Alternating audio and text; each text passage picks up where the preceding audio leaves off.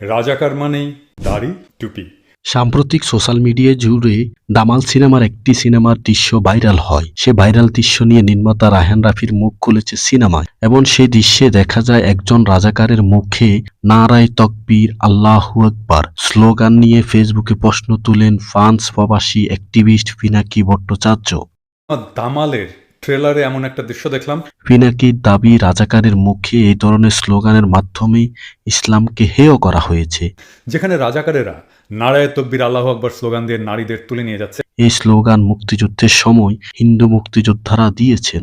এরপর নিজের verified Facebook পেজে আরেকটি পোস্টে পিনাকি ভট্টাচার্য দাবি করেন দৃশ্যটি সিনেমা থেকে বাদ দেওয়ার প্রতিশ্রুতি দিয়েছেন রায়হান রাফি। ফেসবুক স্ট্যাটাসে পিনাকি লিখেন, দামাল সিনেমার পরিচালক রায়হান রাফি ইনবক্সে যোগাযোগ করে ফোনে আমার সঙ্গে কথা বলেছে। সে রাজাকারের মুখে নারায়ে তাকবীর আল্লাহু আকবার স্লোগান দেওয়াটাকে অনিচ্ছাকৃত ভুল বলে মূল সিনেমা থেকে বাদ দেওয়ার প্রতিশ্রুতি দিয়েছে। শুধু তাই নয়, সে স্লোগান বাদ দিয়ে সিনেমার ট্রেইলারটা পাল্টে দিবে বলে প্রতিশ্রুতি দিয়েছে। বিষয়টি নিয়ে ইউটিউবে একটি ভিডিও পোস্ট করেছেন পিনাকি ভট্টাচার্য।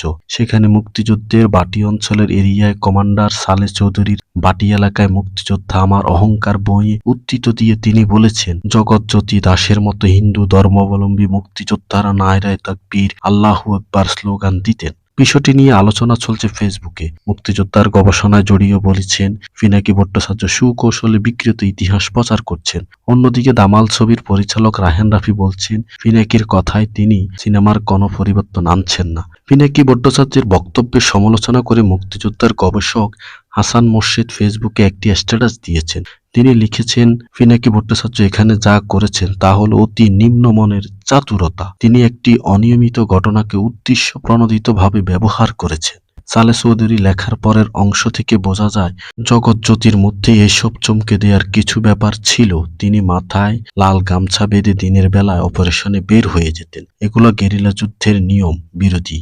এই নিয়মগুলো না মানার খেসারত তাকে দিতে হয়েছে জীবন দিয়ে। নারায়ে তাকবীর আল্লাহু আকবার যদি মুক্তিযুদ্ধের প্রচলিত স্লোগান হতো, তাহলে কমান্ডার সালে চৌধুরী কেন আঁতকে উঠলেন? স্টানগান নিয়ে তিনি বের হলে এটা যদি স্বাভাবিক হতো, তাহলে কমান্ডারের এই প্রতিক্রিয়া হবার কথা নয়। এবং পিনাকি ভট্টাচার্য যত সব আজে বাজে সমালোচনা করছেন এই ছবিটাকে নিয়ে।